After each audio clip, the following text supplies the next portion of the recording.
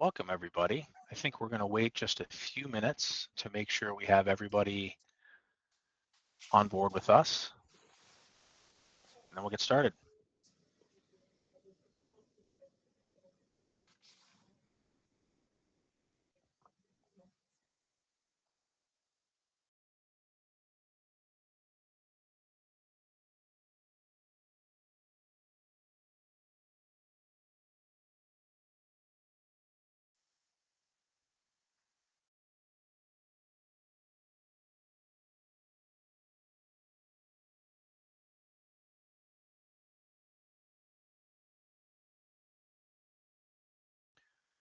All right, we're a minute in. Let's go ahead and kick off. Just want to thank everybody for joining today. Really excited to have our partner Openprise on with us to talk about what we think is an incredibly valuable topic, turning product-led growth users into sales-ready cohorts, where to find additional pipeline within your data and within your existing freemium users.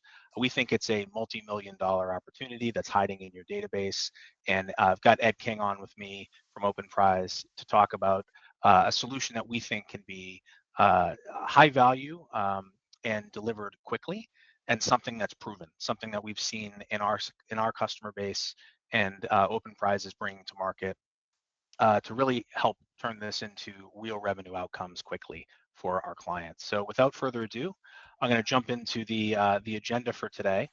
We're going to introduce the concept, the problem, the challenge that we're trying to solve. We'll speak to what the opportunity is in the enterprise related to PLG, and really bringing together the multiple funnels that we see existing within most enterprise companies.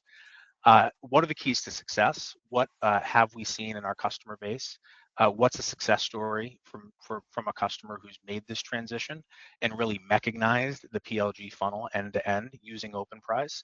And as MarketOne, the experts in revenue operations and revenue growth as a B2B agency focused on bringing all of these pieces together, we will walk you through a project roadmap of how to make this real for your enterprise and where to get started. So really excited again to have Ed King on with me. He's the CEO and co-founder of Openprise. Ed, do you wanted to say a quick hello and introduce Yeah, Openprise before we get started? Mike, thanks. Yeah, Mike, thanks for having me on.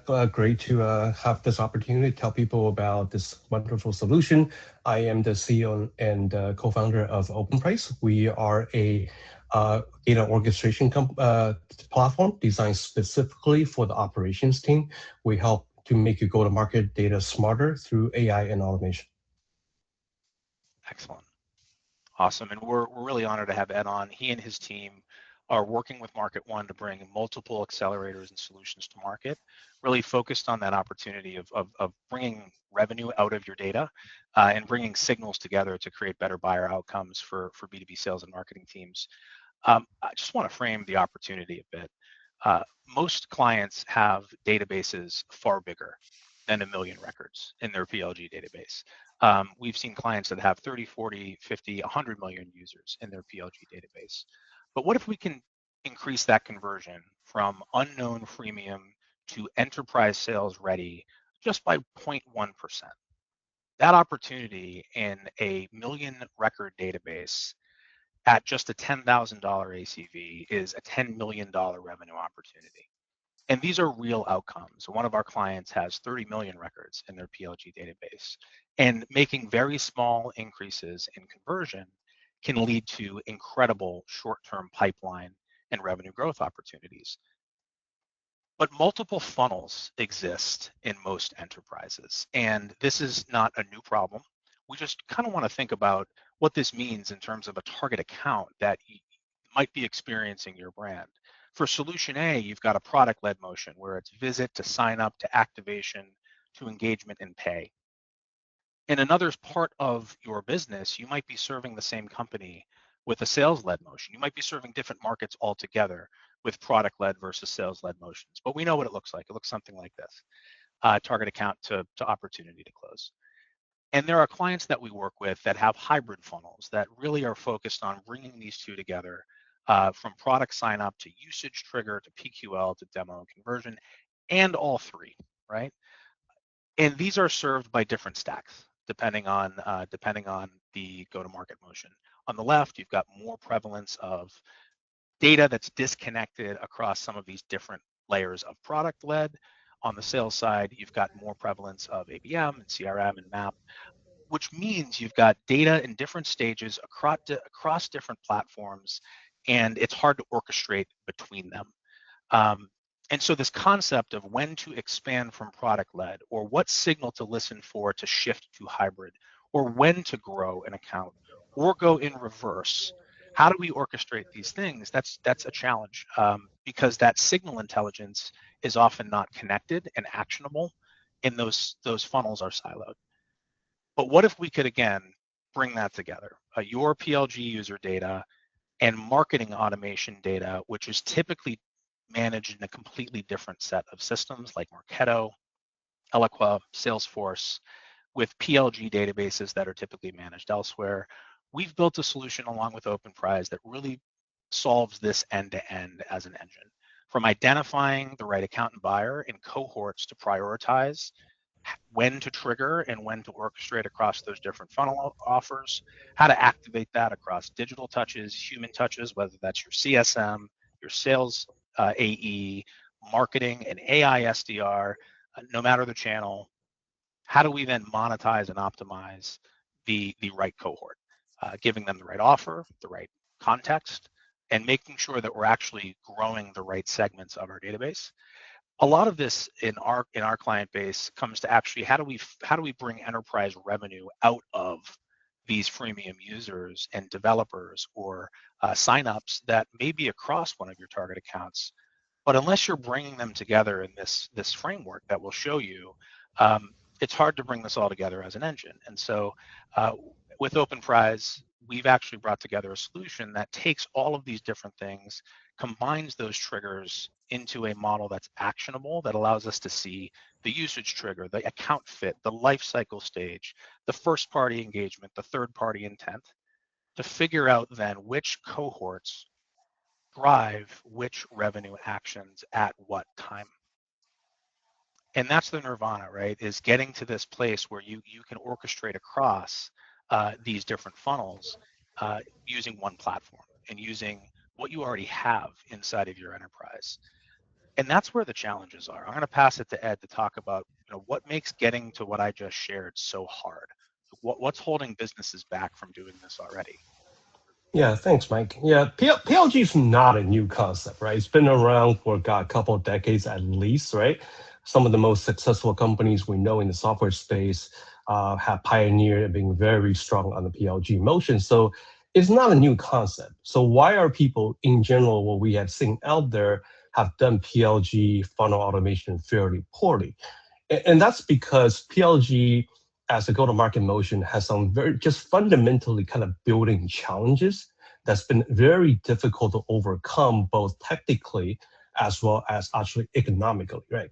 The first big challenge is really very limited user demographics information. If you look at almost anybody's PLG database, it's basically one, is a huge database, and it's full, it doesn't have much information because of course the product team or the PLG team wants to have the lowest possible barrier to entry, right? They want you to sign up. They want you to try the product. So they don't want to ask for anything more than usually just an email. And now, also, they'll accept basically any email for the most part, especially if you are selling a technical product like a database, for example, or a developer's tool. And we all know developers, they use their personal emails, especially often is their GitHub sign-in, right? Which usually is their personal email because they're on there involved with different open source project and all that. So you have this humongous database that's just full of a lot of information. Often it's just a personal email, okay? Yep. And so you have no idea what company they're from, who they are. Second thing is we're dealing usually with a very siloed database. Mike touched on earlier, what we usually see is that you have your marketing, sales have their own tech stack, whether it's Salesforce, Marketo, right? And on the product side, that database is usually built into the product. Oftentimes that data gets dumped out into some kind of data warehouse, but it's almost never in the marketing automation stack.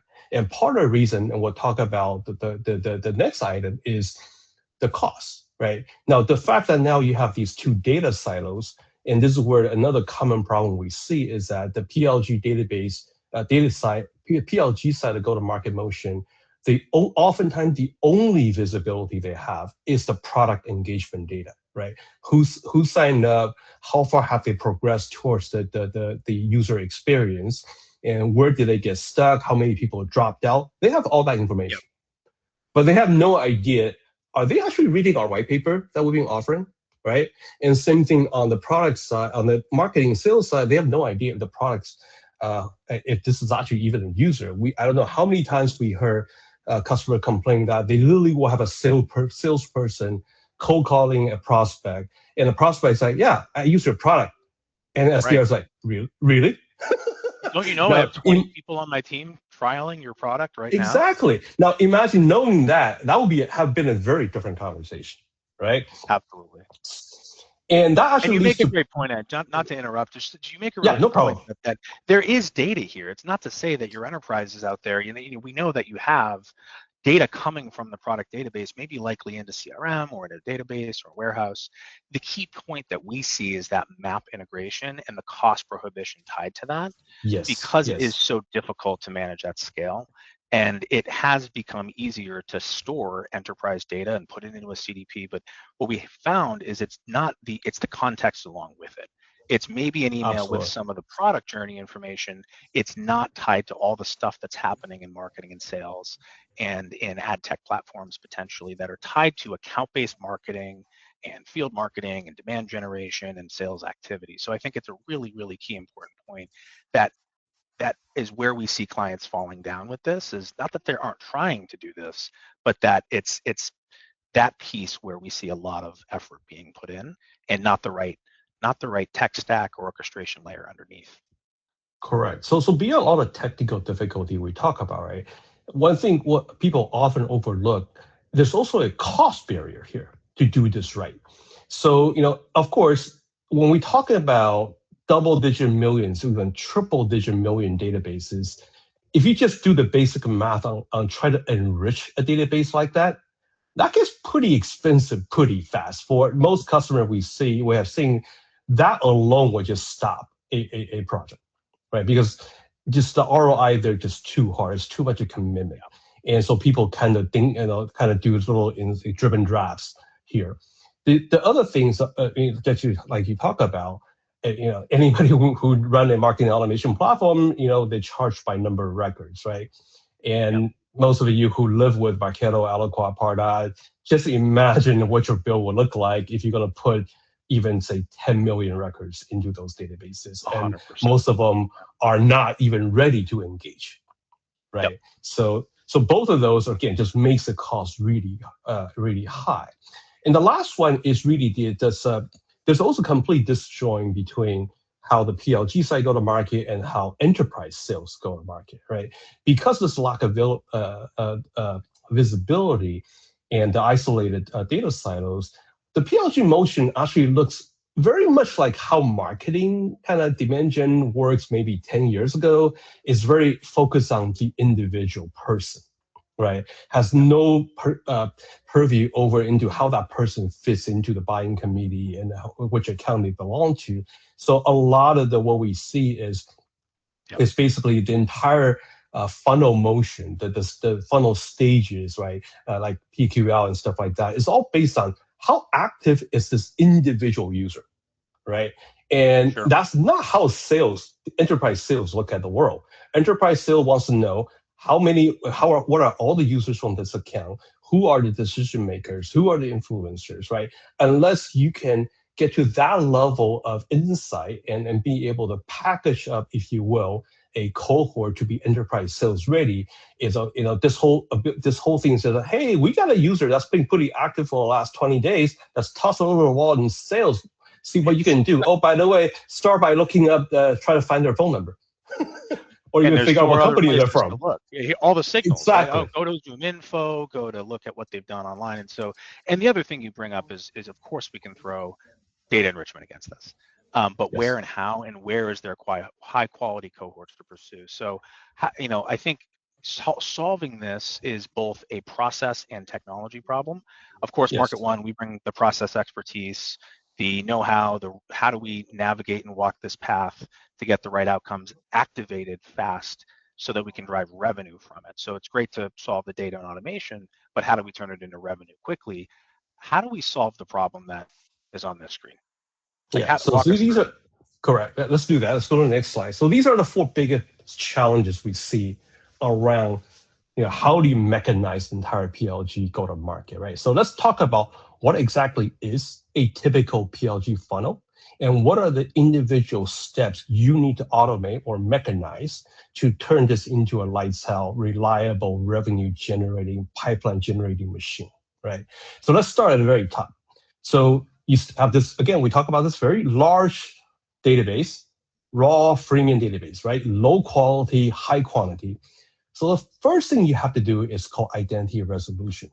Who are all these Gmail, Yahoo, I'm showing my age now, and Hotmail users, right? Who are these people? What company are they from? Who are they? What's their job title? So the first thing is try to resolve the identity of these people. But a challenge here, again, is not, it's a huge database, right? So how the key here is how can you do this at a price that's actually feasible? To say, hey, even if you have to spend maybe 3 or 4 cents per identity resolution, again, do the math. That number, that budget goes out of whack very fast. Yeah. So what Yeah. we have done here, we have worked with data vendors for over 10 years now. So we have some exclusive partnership that we have that are enabling us to deliver this type of identity resolution at high volume, at scale, at a budget that won't break your bank.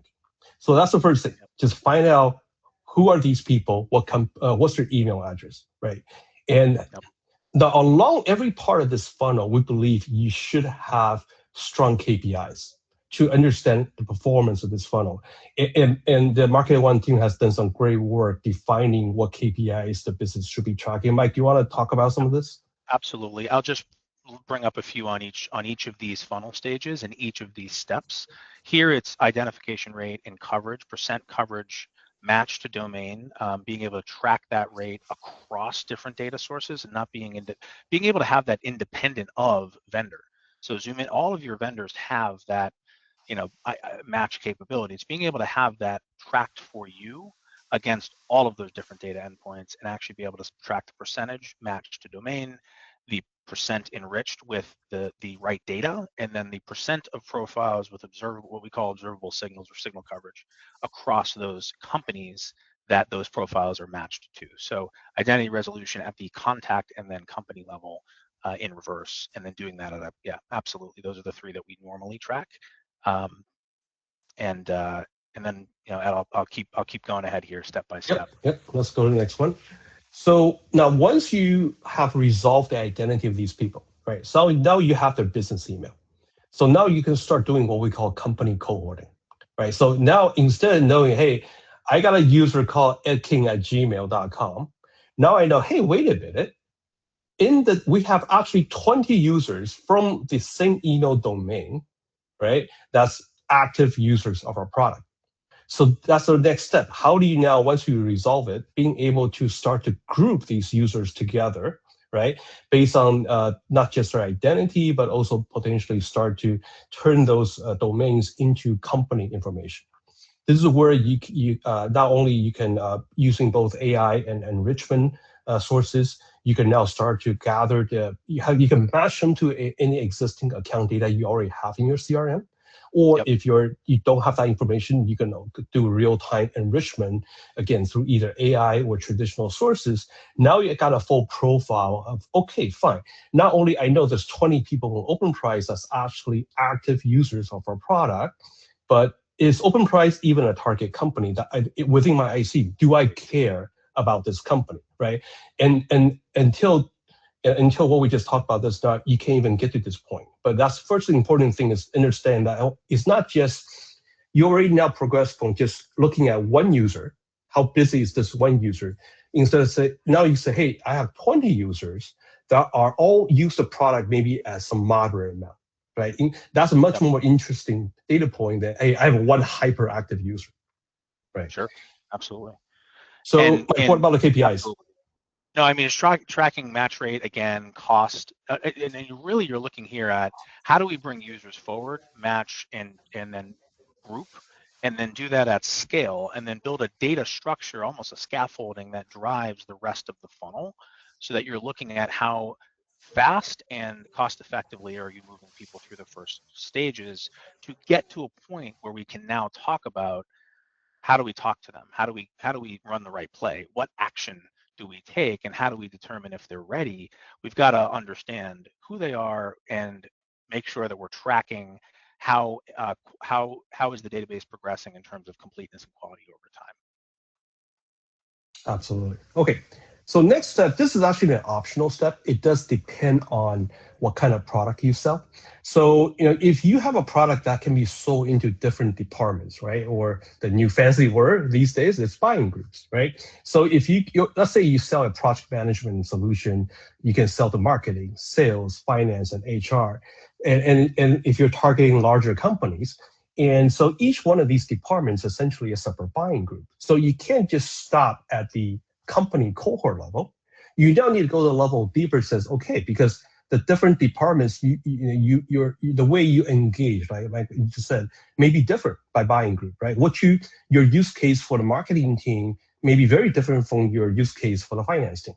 So this is where if you do have this need, the next level, what you want to automate here is actually after you do the enrichment on the account level, you now actually need to extend that down to the contact level. You need to get people's job titles, right? In this case, job title can help you understand what buying group do they belong to. Is this somebody on the marketing side, or is this somebody on the HR side? So you can do this next level of cohorting. So beyond the company, but now you can cohort them based on the job title and into the different buying groups. And to do that, you need to get the contact information updated with stuff like job title. Then you need to essentially automate segmentation, right? How do I take job title, and guess what? People can get pretty creative about their job title, and often it's not standardized, right? This kind of free form data. How do you make it more usable to turn, for example, a job title segment into job function, job level? Then you can, based on say job function, job level, or maybe even additional information like what product they're using, what feature they're using, being able to then assign people the right persona to the right buying group. So, for example, and remember, a single person may belong to multiple buying groups with Yeah, wearing different hats. For example, right? I may be a decision maker in marketing, but I may be an influencer in for an IT purchase for the IT department. So being that's what able we see to the most of. Yeah, right there. yeah. So being able to, help you. So this is where a MarketOne team can help you understand your buying group motion. What's your definition? Who are the buying personas? How many buying personas? Right. And how, but then once you have that definition, again, how do you automate the entire process from just a person's information and add all this richness about what's their buyer persona and which buying groups are they associated with? 100%. And we're looking here on KPIs that really are trailing the stage before it, right? So you're looking at trailing KPIs that are measuring the graduation out of the stage here. So this is the KPI tied to company to buying group cohort. We talked through then grouping that in the next step, and then measuring that as you start to cohort, right? And as you start to score. And so I think there's a multi-step process here for a reason, because we need to look at not just the enrichment and do we have the right contacts, and are they enriched, and do we have the right title, and can we convert that using AI, which we have a whole bunch of different kits for. How do we get 20 different fields out of 2 based on connecting them to a data source and then enriching, and then also mapping them to other things that might drive buying group, product, content, sales engagement, marketing personalization. But as you start to group those buying cohorts, you're looking at completeness, you're looking at role coverage, you're looking at buying group ability to engage this buying group across different different product areas, and most firms don't have a map for that sitting around, at least what I've found. Some that are really, really far into this motion have that at the enterprise level, but it's not necessarily mapped back to the product-led motion. To the earlier point of the webinar, those are separate. And so looking at completeness, coverage gaps, and also then putting a scoring algorithm around all of that is where we can now go next, and that's the concept of cohort scoring, Ed. So this is really where Openprise becomes super powerful, not just because we can do everything before it in one place, but those recipes for scoring need to be independent, oftentimes, of what you might be doing in Marketo or in Salesforce or in your product database or in your offer decisioning system. You need to score across the account, the cohort, and then also the offer tied to all these different signals. And that's where we see a lot of benefit and power in what you guys are doing at Openprise, and specifically in this stage of the funnel. Correct. So like Mike said, right? So once you have the cohort created, people assigned to the cohort, the next decision, of course, which cohort is interesting, is it ready, is it in the market, right? And this is where the traditional silo approach really falls down, because the PLG side, usually the only thing they see is how much are they using the product. So that's the only signal they have. This is where we can now, because you now have identified the company, you have identified the whole core, this is where also we can now link your go-to-market database, your Marketo database, your other engagement data. We can now tie your marketing and sales engagement data and even third-party intent signals, be able to tie all that in with the product usage data. So now you truly are able to score the individual cohorts at a 360-degree view. So not only do you have their entire profile, like Mike said, at both the account level and the contact level, at the buying group level, you also have all their engagements across the different channels: marketing engagement, sales engagement, product engagement, right? Even third-party intent data and technographic intent spend, all that stuff. You can now really have this complete both scoring both on just the fit as well as their behavior, right? So this takes your scoring to it that is really a huge jump up compared to if you just all you'd have is product signals. So this really now help you assess, do I have a cohort that's sales will find worthy of investing their time and resource into? Right? Absolutely, and and this is all again for people that are identified, that are then enriched, that are scored, that are grouped, that are modeled against. But then we need to package it and find the missing people, and that's what this also can do at scale with automation.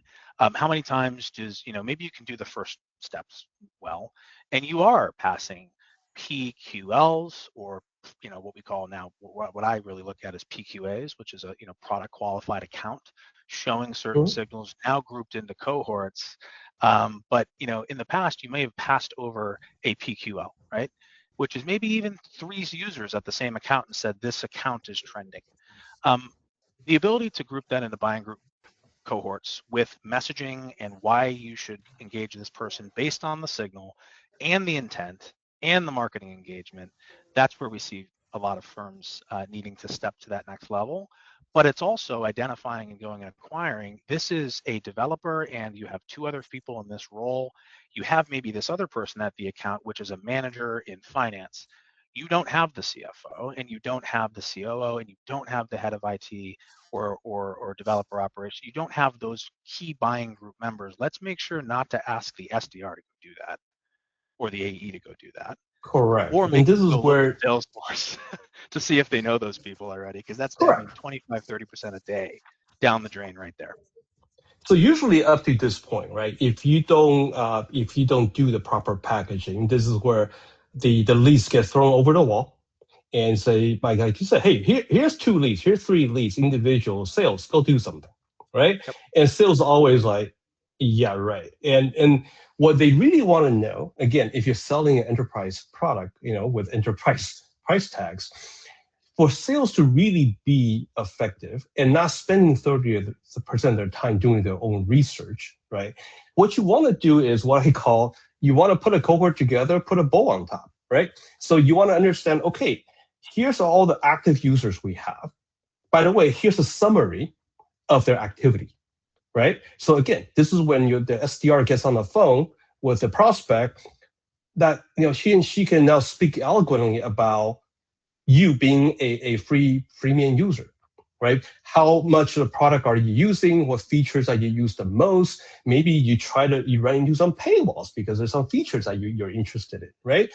All that information about the usage can now be packaged together. Hey, not only I know there's 20 users for Openprise that are using our freemium product, you guys all using feature 1 and 2 and 3 together, Right. right? Then of course, for sales to be really effective, you want to say, okay, fine. Not only I got 20 active users, let's go through my persona list. All right, I got Yep. the users. I got the who are the influencers? Who are the budget owners? Who are the decision makers? You know what? Let's go with an example I've been using. Let's say you sell a database product to developers, right? Pretty much all your users going to be a bunch of programmers and engineers. Guess what? They don't own the budget. They don't sign the PO, right? You need the director of IT, you need the director of engineering, you need the CIO, you need the VP of product, right? If you really want to start a very well orchestrated, efficient enterprise motion. So in this case, you now need to identify what the gaps are in each one of these buying group cohorts, and then you need Yep. to go source the missing contact information. You don't have the CIO's contact. This is where we can, through our automated acquisition features, we can help you find the missing contacts, bring them in, again, properly segment them, assign them to the account, to the cohort. So now you actually create a complete package, right? So by the time you Yeah. send this over to sales, enterprise sales, I'm ready to go, I totally right? agree. And this is where so many clients also need help in turning, tools like Outreach and SalesLoft and AI SDRs like Qualified and data from Sixth Sense and even conversational agents from some of these platforms and Marketo who can automate outreach. They need to know what to say, what context, and how to look at it from a buyer group perspective. So this data model then becomes really portable across the rest of your stack to drive revenue actions, right? So that bow on top, all of those prompts, those packages of what to do with this and what to do with it in the context of who you are. You're a CSM, so you should talk about these usage features and talk about these ways to use the product. You're an AE tied to this account. Here's maybe what you should say to the CIO. And if you think here's a pack to now go engage with that person in whatever your chosen SEP is. And here's a campaign to send to the 3 people in the account or 4 people that aren't worth the high value sales touch, but maybe an AI SDR takes that over, right? So revenue actions tied to this, we know you've got 5, 6 different platforms to consider there. That's why this is so important to own inside of the marketing ops and PLG operations engine, because this drives revenue actions that are then very agile. And that's where we see a number of customers falling down.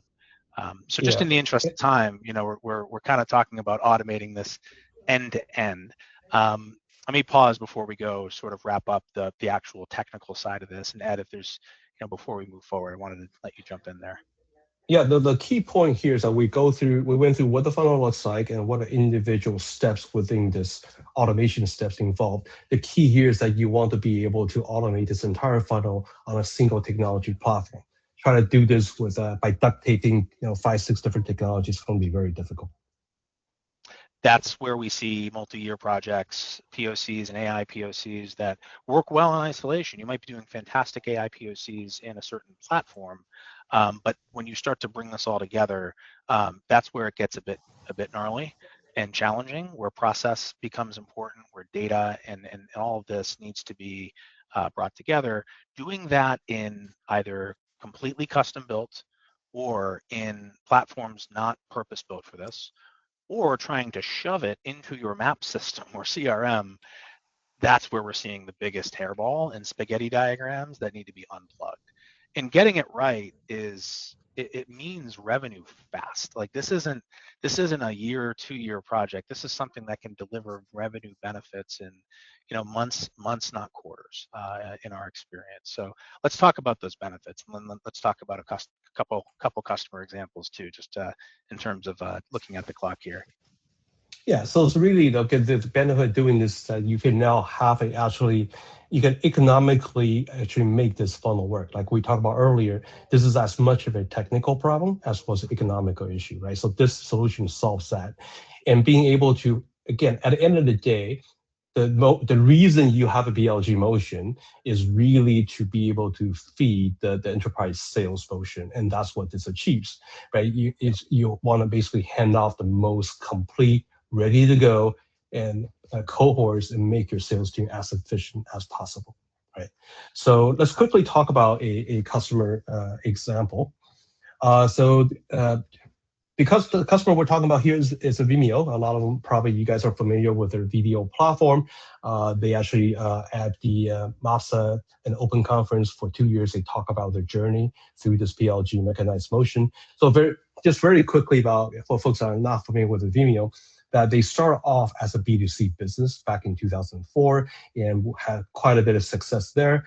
And in 2017, they made some acquisition, which started their enterprise business. Today, they're actually very much of an enterprise software company, and that, as you can imagine, came with a bunch of the challenges that we just talked about. Next slide, please.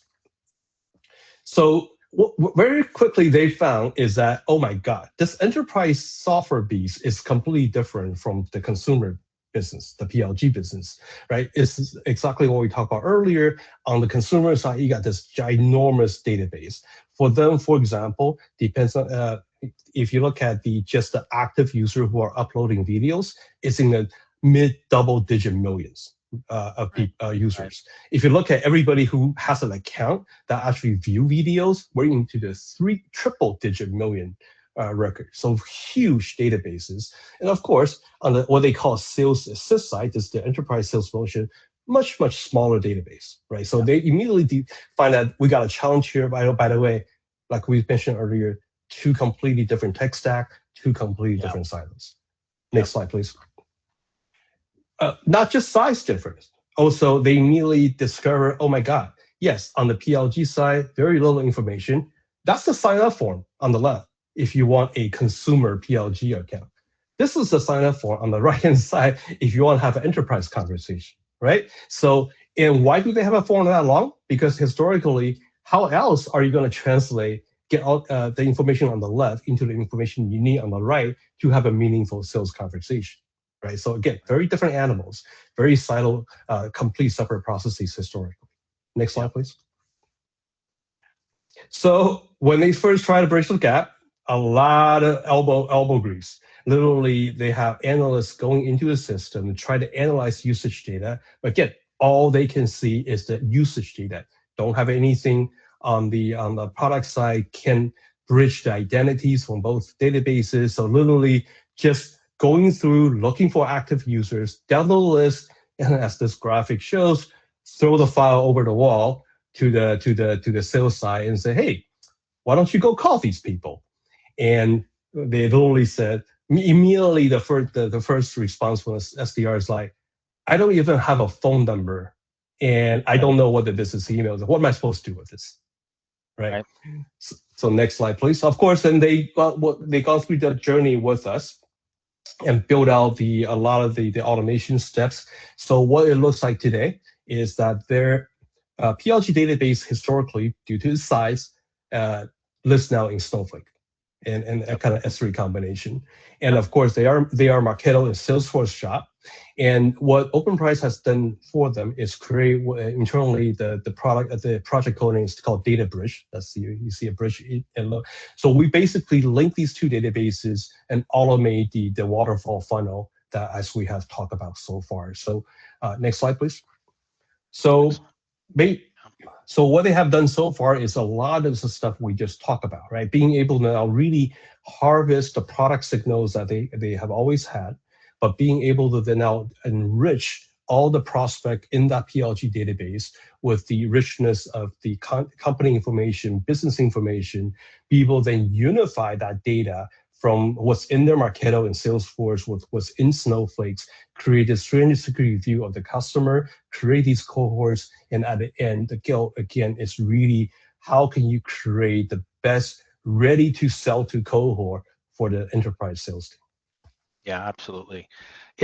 It's daunting when you look at, how much is possible, but also how much needs to get done. And so that's where I want everybody to know there are some keys to success and what we call sort of bite-sized chunks to taking this from what we've shared today to something that's real and production grade within a few quarters. And I'm going to take the next 5 minutes of the webinar just to share more about the how than the what and the why we should do it.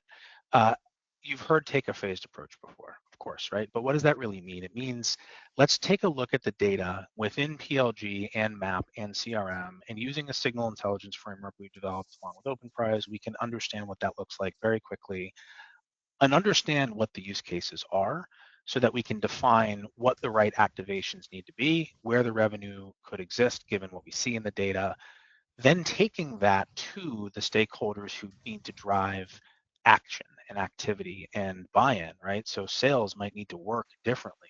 Product might need to share data differently. Marketing wants more MQAs out of their intent platform, more marketing source pipeline, more inbound potentially. What are some of the use cases that they can contribute to drive more impact on pipeline? And then RevOps, how do we get more time back? Take admin work out to the Vimeo use case, less spreadsheets, more bridging the gap automatically, but leveraging the existing stack. I don't want those on the call to feel like this is a massive new tech project. This is actually more of a leveraging and wrapping of what you already have. That's where we've seen the fastest time to value. So automate where the biggest gap exists in that funnel, whether it's listening or identifying the right people. Is it identity? Is it buyer group cohorting? Is it, the fact that we don't know where necessarily to activate the right experiences or use cases or plays? Maybe how do we optimize what we already have? Those are things that we can look at to drive where the tech needs to solve the gap. And then let's activate rapid POCs to drive revenue impact quickly. So the phased approach we see is we plan with our strategists first. We look at that data, we look at the funnel, we look at the segments and buyer groups that many folks have today.